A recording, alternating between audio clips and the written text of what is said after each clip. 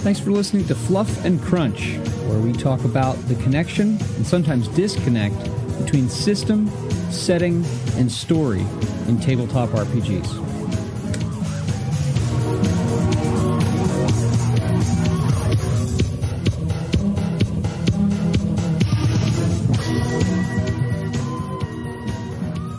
Yes, I'm recording now.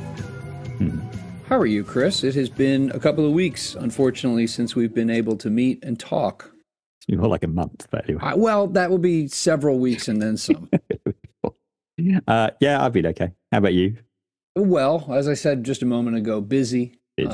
Both of us. I know you've been busy as well. At least I think you have been. I mean, I had one Thursday when I was at work, and then I had one day where I was at my parents', but yeah, other than that, no, I've been same as normal. Oh, okay. Well, then I've been the busy one. So, how about gaming in the last couple of weeks? I'm going to keep calling a couple of weeks so it feels better. I mean, the only role playing I've done is another session of I can't know what it's called, Critical Foundation with Mika and Annie. Which was funny because then we played it. Annie was like, I don't want to, it'll take too long. And it was really quick. She was like, oh, is that it? It's like, you literally said you didn't want it to be too long, and it's not too long. That's why we play it. Yeah, Brian and Scott, we've been playing Warhammer 40,000 and Kill Team stuff. So we've been playing miniatures, having gone to Warhammer World. That's yeah. So we are not doing any role playing, and I don't see it popping up anytime soon. This rate, all right. I mean, annual Christmas game. I'm not sure. This way, I can see like we'd want to play like the Warhammer 40k role-playing game, but I'm not sure how I can do a Christmas version of that. Yeah, Santa and giant shoulder pauldrons. I mean, I could. I might be able to leave out Santa. I mean, it's actually easy question on Reddit would be, does Christmas still exist in 40k? And someone would be like, yeah, start a stupid argument on Reddit. Go for it. Well, yeah, but at least I'll have an answer. On my end, Traveler has been going well. It's been going very well, actually. Is this proper Traveler, not Traveler with a different system? No, this is proper. This is Mongoose 2nd Edition 2022 update, the most updated version of the Traveler rules from Mongoose. And set now with the backdrop of the 5th Frontier War, which I just dropped on them last session. And it's been going well. It's been going really well. We've been playing that for, about 2 months now or something like that. And we've gotten through 3 multi-session adventures. And now we're moving into our 4th, which is, again, like I said, the backdrop of this massive war. So it's been good. It's been nice. The prep has been enjoyable as well. So then let us go then to our topic for today, which is related in part to what I'm going to do in about a week and a half, which is attend and run a few games. I thought it was related in part to what's happening the day we're recording. Oh, goodness. And that too. It was, yes.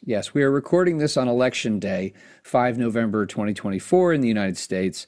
And so I was thinking about politics, and I was thinking about the intrusion of politics and current socio-political vogues into and fads into gaming. And then I thought about, you mentioned session zeros, and we talked about X cards and all that stuff. Stop that. Aren't you supposed to do like this or something? Isn't there supposed to anyway. I don't know. I always skip those pages in the books because it's not an issue for me. I do too. I mean, so let's talk about this. Let's talk, because I think there's something to be said here, and it's something that is definitely for older gamers. I think for some people it's a relief, and for some people it's an eye roll. But I think it's probably somewhere in between, depending on the situation. So we're going to frame this as the purpose of a session zero and potentially what goes into it, depending on the context of the game that is going to come out of that session zero. So I think a session zero is useful when you as a GM are going to launch a new campaign, or maybe like a longer story arc, something where the players are going to want to build characters that they're invested in and connected to and have had a hand in.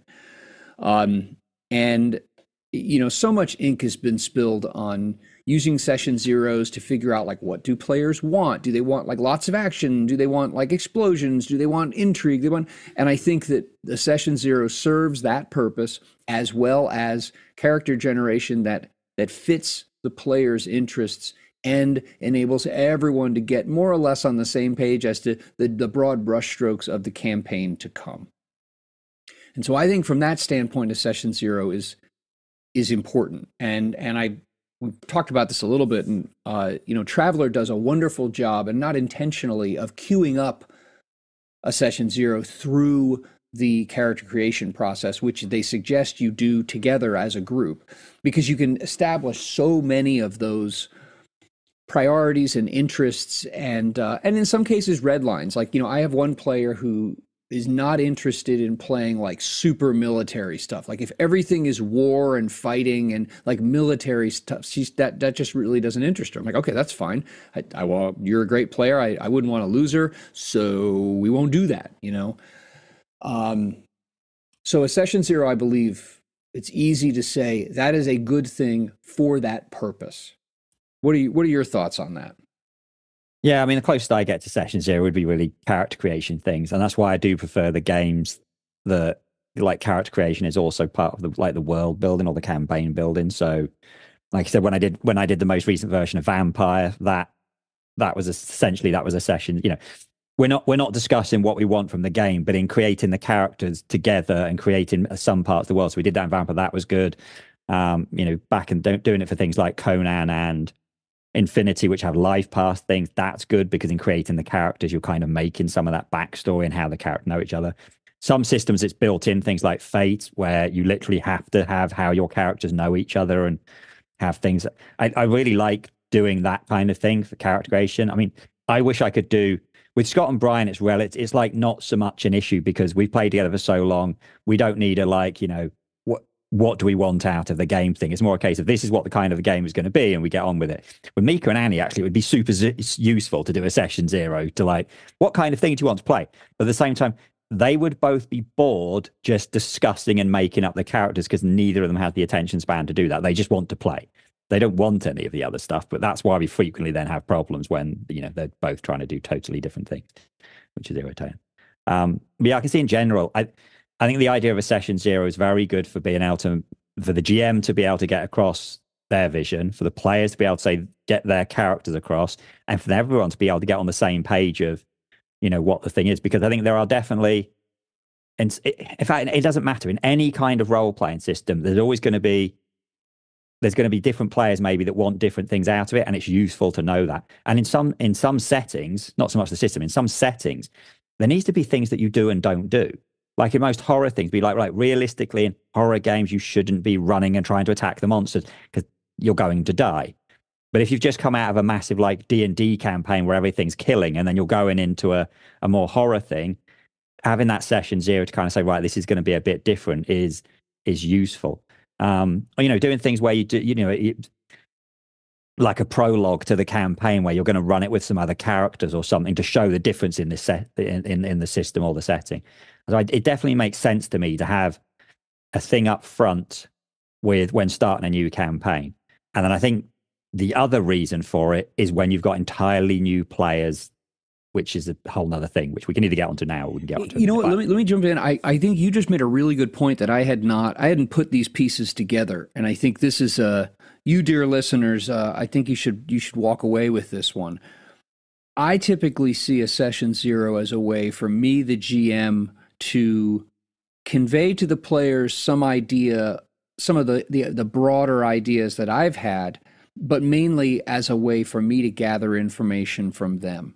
And I hadn't really thought as explicitly into things, or about rather, things like, hey, listen, in this game, in this genre, in this campaign I picked up off the shelf, you might want to consider X, Y, and Z. There you go. You might want to consider these things because, hey, you're, like you just said, you're coming from 5e, where your character is basically invincible. Okay, we're going to play Twilight 2000. Your character is not, and resource management matters. So that's a really good point. You as GM need to be clear on where are maybe some of the points of friction, the places where there are gaps between what your players are used to and what this other campaign, if it's different, is going to present them with. Because, I mean, you know, one of the hardest things for a GM, you know, if you're the one interested in playing a different system, is finally convincing your players who may be reticent to move away from the system that they are familiar with to something else. And you don't want to have them fall flat on their faces because they misplay it. You know what I mean? They don't recognize, like, wait a minute, yeah, that's not going to work in this. So yeah, okay, I like that. That's a really good point. Now you made a point about the difference in, and I think we could categorize this or label this as difference in familiarity with your players. So, you know, you and Scott and Brian have been playing games together since, you know, Yeah, before Y2K was a thing, you know, and I play mostly with my group of 4 players. We've been playing together for a couple of years, and we know each other, and a couple of people I've known for a long time. But I also run games at conventions, and I sometimes run games at stores. And so I have, you know, I don't know what's going to come rolling through the door. Well, let's talk about store then, because obviously conventions is a different thing, because you can't do a session 0 in a convention. No. That's not going to happen. So let's talk about. But I mean, the games that I've run at stores are not ongoing games. They're essentially convention games that I've run at stores. Like a couple of years ago, I was just interested in helping people get to know the 2D20 system. And so I offered at one of my local stores, I ran like Star Trek, I ran Conan, I ran Achtung Cthulhu. I ran each of those like over a period of weeks. They were just one-offs. So those were effectively like convention games. So I think we can put those together. Before we get onto that, then let's discuss the kind of thing of, I mean, I've not had to do this, but it's more hypothetical with me, but you have at some point because you had these new people. When you're going to start running with a group, you know, for the first time, and that's where I think when you need a session 0, because as well as talking about, and you use this word right, but as well as talking about, right, what do we expect from the game? What does the GM expect? What's the world like? What's the system like? What the character's going to be like? And you use this word. The players and the GM need to come across some of their red lines. What things are they not comfortable? You said you've got a player. At some point, she has said, I am not comfortable playing. I don't really want to play military. You know what it is? It's not a comfort. She's just not interested in it. Like the idea of it, like long-term war, military is just boring to her. I'm like, okay, that's fine. Oh yeah. And I think that's why session 0 is important for that kind of. You got new people. You need to. It's useful to know what are people who are either not interested in something, or you know they don't want to be getting involved in something because you know something triggers them. Which again, we're using speech quotes, kind of people of a certain age. It's a word that triggers them, ironically. That's a good point. But you know, but I think that actually, to me, that would make sense. If you were playing people that you'd never played with before, you'd probably, unless you're going to run something super, I think for some things it'd be fine. If you're running, you could probably run the whole of 5e or like a superhero game, a good bunch of stuff, and it wouldn't be an issue. But I think there are certain systems and certain settings, and I'm thinking something like horror being a perfect example. If you're running some kind of zombie apocalypse thing, where nasty stuff might happen, or you know, a Cthulhu where there might be nasty visuals, or pretty much any kind of horror thing, you would expect some level of nastiness in those. Or something like, I mean, the Eclipse phase, which isn't really horror, but actually has some level of like body horror. Yeah. Now, the only way you're going to know as a GM what players are comfortable with and what they're genuinely like, no, I don't want to go that far, is having that conversation at the start and being frank, like, I don't want to. But it could be something even more, it's more simple. Some players might not want to have any kind of romance. They might just want to be, I just want to do the fighting and the adventure, and I don't want to have my character hooking up with. So I don't. That doesn't interest me. I have no interest in romance. I don't want to be, you know, if there's, you know, if my character hooks up with the bar wench, I just want it to fade to black. I don't, you know. Yeah. There might be other players who want the gritty detail, but the only way you're going to know that is having that conversation. It's tough because, you're right. I mean, like I said, so this convention that I'm running, I mean, I have run games at it for years. And actually, this year is the only, call it a unique year, in that I'm only running 2 games and I am signed up to play in 3. Usually I run 3 or 4 games and I play in almost nothing. I decided to deliberately flip that around this time. But you're right, you have no time to get to know the people before you roll out the session. Now, a helpful thing that this convention, and this is the only convention at which I have run games. I haven't ever traveled to a convention out of town. so I don't have any experience otherwise. But when you as a GM sign up to run a game, they do have a radio button on the registration form where you say, like, kind of like a movie grading, an MPAA rating. Like, what? No, really, they do. I only want to play PG. All ages, PG-13, R. You know, is this adult only? And essentially, you're saying, I don't want a 15-year-old kid at my table, or a 15-year-old kid is fine because the content, and it has some descriptors, a little bit of qualitative language to give you a sense of like, oh, what do they mean? Not like examples, but I mean, it's like a movie rating. And I think that's helpful. Yes. Because you project from the front end, okay, listen, this is going to be a lighthearted horror game. Well, I mean, a lighthearted horror game is not going to have like babies being graphically devoured that you, the GM, are going to like, you know, describe. It's going to be like Ghostbusters or something. Shaun of the Dead or something like that. Whereas if you say, I only want adults and this is going to be a serious, you know, war game, like war RPG, well, you know, then that projects something. So I think that's helpful. But you're right, you don't have any way. So a little bit of a something from the GM on the front end is helpful. Now, the way my local convention does it, and to be blunt, this always provokes an eye roll from me, and I always take the thing off the table because I just won't play that game. I won't. There's like a safety tools sheet that's there. Like, oh my gosh. And it's this checklist supposedly. And it has, I mean, some of the things on it are utterly ridiculous. Like, you know, are you as a player, you know, are you triggered by violence or like, you know, too much action? And I'm thinking to myself, we're playing an effing role playing game. We're storming the castle. If action triggers you, go effing play with your My Little Ponies. Like, give me a break. So I just do and also I'm not a fan, let me get off my soapbox here. I am not a fan at all of these very stilted, objective protocol-based human relations. I think that actually, it turns us into cogs. I would rather just look people in the eye and say, hey, listen, this game is about blase, blase, and ZZ, and, you know, I like to keep things kind of serious, or this is going to be a little lighthearted. And then, like you said earlier, though, you just stay in the lane. Like, if you're going to run 5e at a convention and you show up and you got like this really gory, graphic, horrible, like, that's not 5e. 5e is like Cheetos. You know what I mean? People expect Cheetos. They don't expect ghost peppers. So don't like recognize what are the norms of this game. And then just, like I said, I prefer to give people a little bit of a you know, like a 30-second something or another, like a once over at the beginning. And I've never had anybody leave, and I've never had anybody get butt hurt or anything like that. And I usually make like a paper boat or a hat or something out of the safety tools card sheet thing. I can see it. I can see the theory or the need yes. of like an X card thing at a convention. But the reality to me is, if you are in a game where someone needs to use the X card, either the DM is a proper deviant and has put something in there that they shouldn't have, or one of the players is a massive snowflake.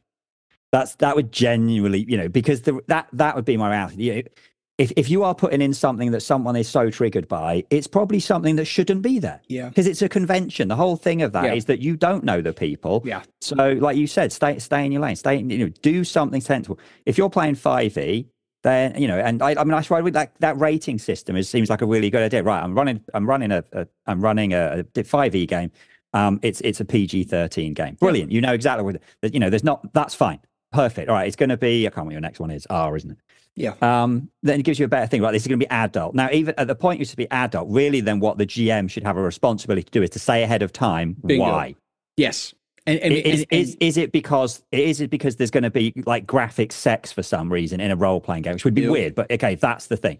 Is it going to be like loads, or is it going to be just like some really horrible body horror stuff in like an Eclipse phase game, which there might be people who go, oh, I can't cope with that. And there'll be other people like, oh no, cool, that doesn't bother. Well, like, think about this: if you really wanted to run like a vampire the Masquerade with that, what is it, clan chemise or however they're pronounced. Yeah, if you wanted the gross meat puppets, if you really wanted to do that and you had people for whatever reason, like, oh yeah, I really want that like creepy body horror stuff.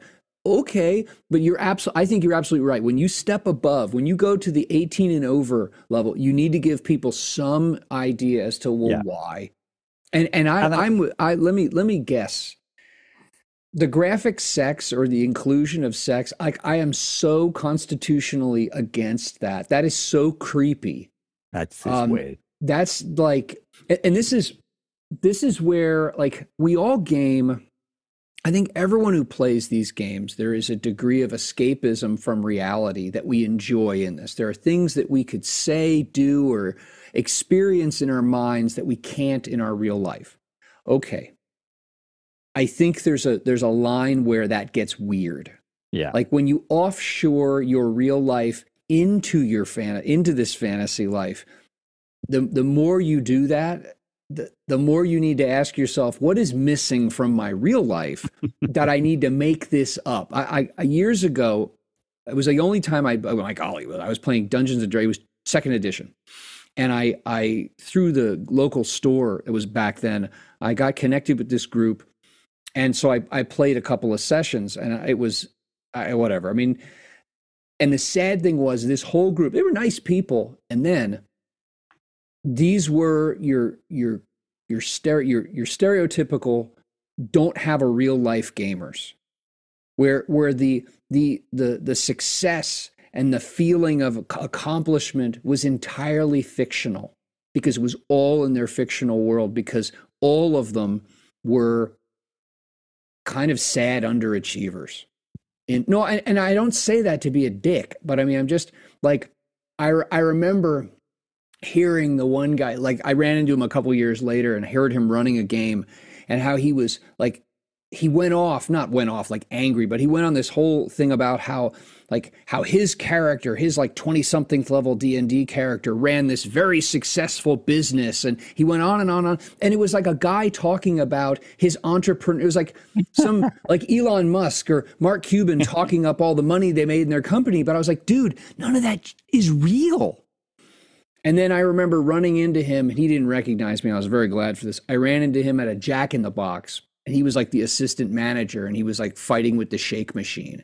And it was like, no honest work is beneath someone, but it was just like, it was really tragic. Like, here's this guy going on about his like highly successful, like he's a, shipping magnate in his port, his seaside city and owns all these ships. And in real life, the guy's trying to make the effing machine, shake machine work at 10 o'clock on a Friday night for a bunch of drunk college students. So, all right, let me get off the soapbox. I think there are some awkward categories that even with an age rating, people will find it more things. So one I'm thinking of is graphic violence. That you can play D&D and you as a PG-13 you kill the goblin. Even at PG-13, you could probably get away with that goblin's head is chopped off. Because actually, if you think of how it works for a film thing, this is where a film thing is iffy. If that's proper fantasy, you can get away with a lot more.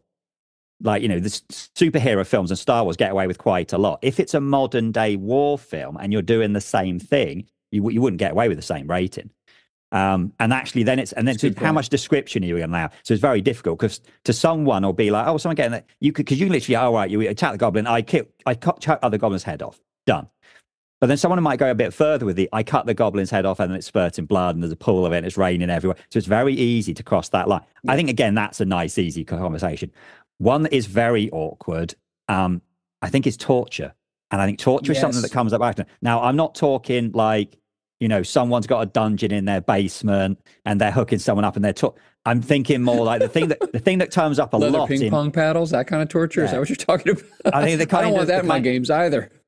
The kind of thing that'll just turn up naturally in a role-playing game because there's a guy and you capture the guy and you need information. Right. So the initial thing where you try persuasion, you try to do it, you do an intimidation check. Now, there's always going to be that one player that says, right, no, because you could easily just push it a bit too far. Yeah. It's going to go beyond, there's the comical, we're going to hang the guy out of the windows Batman style. Sure. Okay? But then what happens when you drop? Well, the point you start dropping him now. This is now murder. This is a bit iffier, right? We're going to peel his thumbnails off. We're going to drown it, because then it's gone on beyond just we're doing an intimidation check. We're being a bit edgy to no, you're straight up torturing someone. Yeah. And I go like Mika and film. There are films that even we have 12s and you have a PG-13, but same rating roughly, where you can get away with torture in that rating of a film. I mean, a perfect example I'm just thinking of Casino Royale, which has a very nasty torture scene, particularly if you're a bloke. That is not a torture scene you want to watch. That makes me twitch. But that was a 12. It was a PG-13 in America. That was a film that kids could go and watch. Our moral standards have degraded significantly over the decades. Well, I teach this in digital media about how we have this desensitization, and that essentially things that 20 years ago were one rating is a now. I mean, a perfect example is what we call a 15 here, so borderline between a PG-13 and R there. Die Hard, when it originally released in cinemas here, was an 18 rated film. They re-released it, I don't know, for an anniversary in the 2000s. Now it's a 15. So they literally, in yours, it'd be going from basically going from an R to a PG-13, more or less. So you think well, it's the same film. Yeah. So the film hasn't changed. No, society's changed around. Society has changed. So there is, that is there's a bit of that. Yeah. So yeah, I agree. I think that it's tough. Yeah, torture is a big one. That's a really good point, because sometimes we've all had that, and sometimes it's with your friends, and sometimes it's with strangers at a convention or a game store. We've all had that moment where a player does something that you're like, ew, I did not expect that from you. Okay. I was that player once. Many years ago, I remember playing in a session of 13th Age. And if you remember in 13th Age doesn't have skills, it has backgrounds. Each character has 3 backgrounds, and it represents like a general field of knowledge. And so my character had been like a spy of some sort. And I remember, and I was just like, F it, we're just having fun here. Yeah, so we captured a goblin. So I'm like, I'm going to waterboard him. I waterboard my character waterboard. I just want to be clear, I didn't, but my character and everyone at the table was like, like yeah, like look, we have to get this information. I think it was someone being kidnapped or an invade. It was some kind of like you have to solve the problem, and they were like farting around and didn't have like screw it, we're waterboarding. I'm going to do it, and yeah, I definitely played it. I mean, that's the good thing now playing with Scott and Brian is that the really bad stuff was done when we were in our late teens and early 20s, where we're going, I'm going to go do such and such. And you're like, okay, then. So now it'd be like, whatever. Just as long as no one else is listening or in earshot. But yeah, there's those things. I mean, but that's the thing. In a group of people who know each other, you know what you can get away with. Right. Whereas if someone, but that's the kind of easy thing that someone could come up with at a convention, where actually that is why I kind of think, yeah, you might want an X card, because it might not be about the GM. It might be another player. Yeah. No, sorry, I'm not happy with that. Or hopefully the GM would just shut that down. Or, I mean, either the GM could shut that down straight away. Yeah. Or the GM can just say, okay, just roll an intimidation. Just gloss over it. Like the GM picks up like, okay, we're going in a direction where just like looking around the table, and it feels like, I don't want to go here, or I don't feel like we ought to go here, so let's just not. I think that what's hard is, you're right that it's so much about the audience. But yeah, with strangers, I think err on the side of caution, and be prepared if needs be to say redirect. There's some American teacher language, redirect. Well, that's a really great idea, but let's hand wave that. Let's put the curtain down. That happens off the, and I don't think it needs to be an awkward moment. It just needs to, I just think we just don't dwell on it or focus. Just don't dwell on it. Yeah. I mean, I think it's the same, because the whole reason we got into this conversation was, the politics thing and so on. And I think the easiest, it's the same advice for that. There's a whole bunch of stuff that people, because they will not trigger's not the right word, but people will be passionate about or have strong views on. Correct. And actually, you probably just want to avoid that stuff at the table, unless you know how everyone feels on it and people can talk about. because that can just totally derail a session. Yeah. You know, if you're in the middle of a session and you're going to get drawn into a conversation about, you know, the election or guns or anything else that is going to kill people, or you're gonna use something in the game as a proxy to harp on your point. Like you're using the made up stuff to tell yourself that your view about current real world issues is correct and better. And it's obnoxious. I mean, one of the wonderful things about gaming is that it does provide an escape. It does provide a creative outlet and a creative focus. And it has it can bring people together, all kinds of different people it can bring together. And so if you want to be respectful of that, then you do have to park some of that stuff and not be the jackass at the table who wants to, you know, create a character or an NPC that is so obviously a cheap, you know, cutout or representation of some politician or star that you don't like, and then something horrible happens to them and you're like, oh, that's real great. It's just stupid. You said it earlier, it's know your audience. So in a convention or one-off game, you don't know your audience, so just don't do that shit. Now, if you're with your friends and you know that they will find it hilariously funny if you, as the GM, introduce said NPC that is a clear ripoff of someone that everybody hates. But be conscious of your audience, be conscious of the game that you are going to play, and the purpose of it, the duration of the thing. I think those are the keys. And when in doubt, err on the side of not injecting your pet views into the game. Unless you can work out something that everybody's going to hate. That's fine then. That'll be fine, actually. You know, it's funny, actually, many years ago, a friend of mine ran like a short arc where he used 3rd edition, this dates us, 3rd edition's rules to run like a modern kind of like commando zombie sort of game. And he injected some real world politicians. And so he basically, they were used as like lampoons and fools in this, and it was ridiculous. And we all knew it was ridiculous. But that was funny for like 2 or 3 sessions, or rather the one session of that couple sessions. And that was the end of it. But the key was all of us, we all knew we're on the exact same page. And so no one was going to feel like, you know, stepped on or pushed into a corner because they don't share the views of the prevailing views of the group. But it would have gotten old anyway, you know? Yes. All right. So the next time we record, maybe there will be an answer in our real world politics. Who knows? Or maybe your country will be at war with itself. Maybe.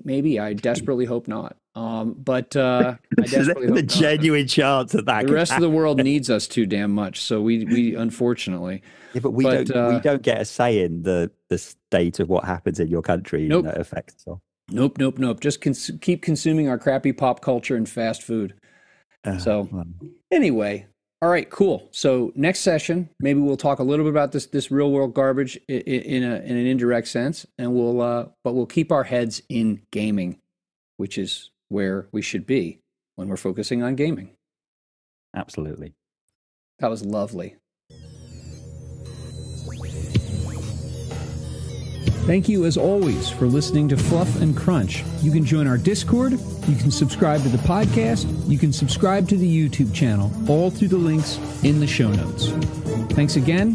Have a great day. We look forward to talking with you.